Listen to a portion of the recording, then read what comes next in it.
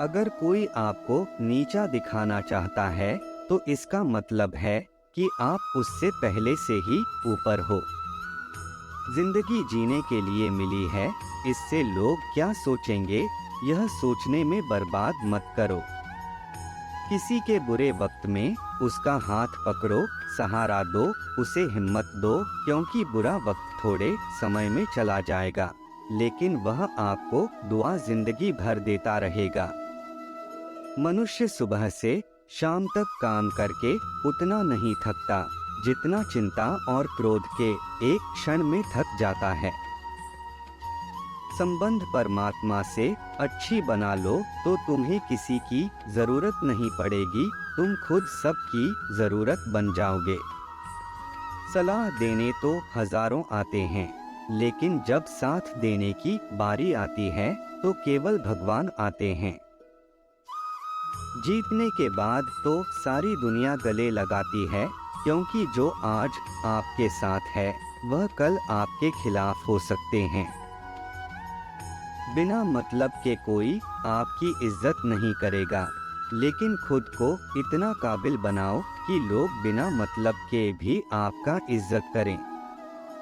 भगवान कहते हैं, सोने से पहले तुम सबको माफ कर दिया करो, और तुम्हारे जागने से पहले मैं तुम्हें माफ कर दूंगा।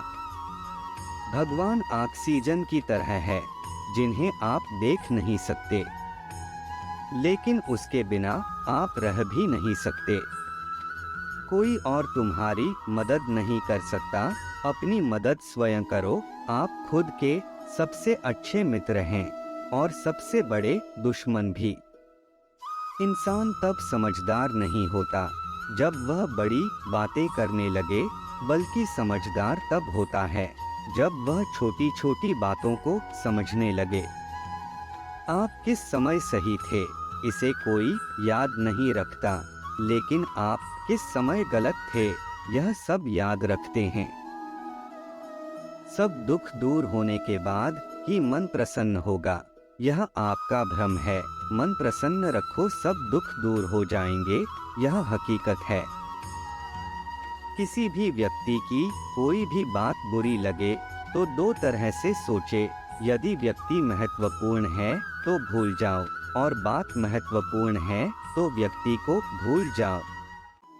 रिश्तों का संबंध सिर्फ रक्त से नहीं होता, जो मुसीबत में हाथ थाम ले उससे बड़ा कोई रिश्ता नहीं होता। भगवान कहते हैं, तुम सब कुछ मुझे सौंप दो, सारा दर्द परेशानी, और बिल्कुल हल्के हो जाओ। मुझे याद करो, धीरे धीरे तुम्हारा जीवन बदल जाएगा। हर रोज रात को सोने से पहले भगवान को दिनचर्या बताकर सोएं। यदि आपके द्वारा किसी का दिल दुखा है तो मन ही मन उससे माफी मांगे, या आपका किसी ने दिल दुखाया है तो उसे माफ करके सारी चिंताएं भगवान को सौंप कर सो जाएं। यकीन मानिए, इससे आपकी जिंदगी खुशनुमा बन जाएगी। क्रोध बोला हुआ एक शब्द इतना जहरीला हो सकता है कि आपकी हजार प्यारी बातों को एक मिनट में नष्ट कर सकता है। सबको हंसाना, लेकिन किसी पर भी हंसना मत। सबके दुख बांटना, लेकिन किसी को दुखी मत करना। सबकी राह में दीप जलाना, लेकिन किसी का दिल जलाना मत। यही जीवन की रीत है। जैसा बोओगे वैसा ही पाओगे। दुआएं और प्रार्थनाएं असंभव को भी संभव बना देती है। ईश्वर को ना हमारे तन की जरूरत है, ना तो धन की, उसको तो पवित्र मन की जरूरत है। इसलिए वह हमें कुछ भी छोड़ने के लिए नहीं कहता, बस कहता है, बच्चे मन के विकार छोड़ो, गंदे विचार छोड़ो। जो आने वाला है वह हमेशा गुजरे हुए कल से बेहतर होगा। यही एक सोच आपके जीवन में कभी निराशा नहीं होने देगी। झूठ कितना अजीब है, खुद बोलो तो अच्छा लगता है, दूसरे बोले तो गुस्सा आता है। खुशियाँ चाहे किसी के साथ भी बांट लो, पर गम हमेशा भरोसेमंद इंसान के साथ ही बांटना चाहिए। जीवन में समय चाहे जैसा हो, परिवार के साथ रहो तो सुख बढ़ जाता है, दुख हो तो बढ़ जाता है। सच्चा मित्र वही है जो उस समय में भी आपके साथ खड़ा हो जब सारी दुनिया आपके खिलाफ हो। आपके पास जितना भी है उसके लिए बार बार दिल से धन्यवाद हर वक्त कहे। यकीन मानिए जितना भी है वह जल्दी ही कई गुना हो जाएगा। प्रार्थनाएं और ध्यान इंसान के लिए बहुत जरूरी है, क्योंकि प्रार्थना में भगवान आपकी बात सुनते हैं और ध्यान में आप भगवान की बात सुनते हैं। श्री कृष्ण से कितना कुछ छूटा, पहले माँ छूटी, फिर पिता छूटे, फिर नंद किशोर मिले वह भी छूटे, संग साथी छूटे, राधा भी छूटी, गोकुल छूटा, फिर मथुरा। श्री कृष्ण से जीवन भर कुछ ना कुछ छूटता ही रहा। नहीं छूटा तो वह देवत्व, मुस्कान और सकारात्मकता। श्री कृष्ण दुखी नहीं, उत्सव के प्रतीक है। सब कुछ छूटने पर भी खुश कैसे रहा जा सकता है, इससे अच्छा कोई नहीं सिखा सकता। इसलिए हमेशा खुश रहे, सदा मुस्कुराते रहें।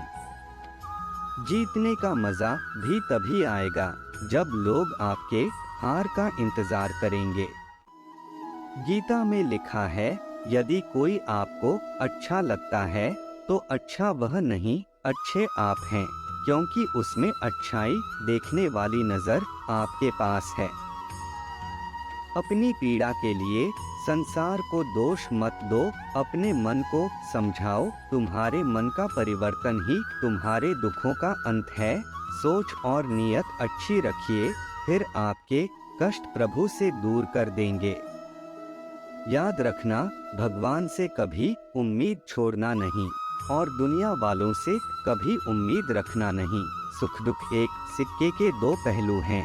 जहाँ सुख होगा वहाँ दुख भी होगा, जहाँ दुख होगा वहाँ सुख भी होगा।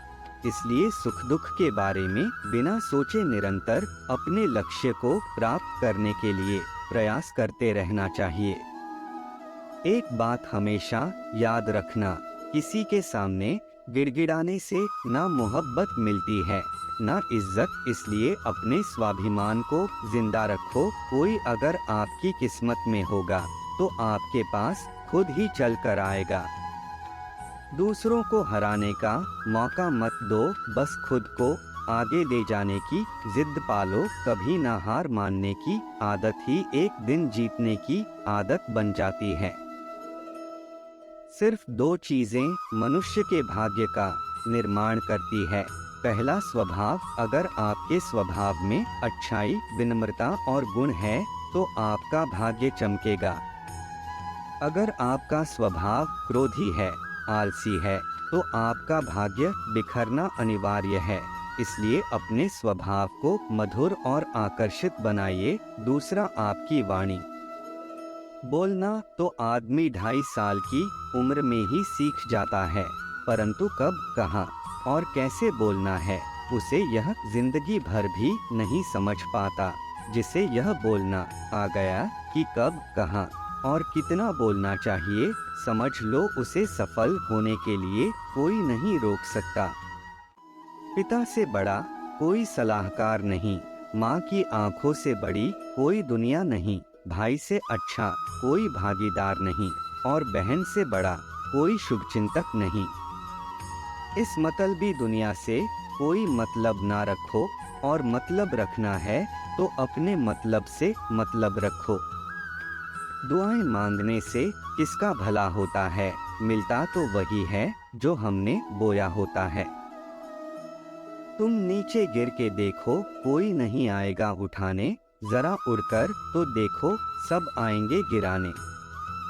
एक बात हमेशा याद रखना, अगर शराब की दुकान पर बैठकर दूध पियोगे तो तुम्हें शराबी का ही दर्जा मिलेगा, और किसी मंदिर में बैठकर पानी भी पियोगे तो तुम्हें एक संत का दर्जा दिया जाएगा। इसलिए आप किसके साथ उठते बैठते हो यह बहुत मायने रखता है। दोस्तों, आशा करता हूँ कि आपने इस वीडियो से बहुत सारी सीख ली होगी। फिर मिलते हैं दोस्तों। वीडियो कैसा लगा जरूर लाइक, कमेंट, शेयर और सब्सक्राइब करना ना भूले। धन्यवाद।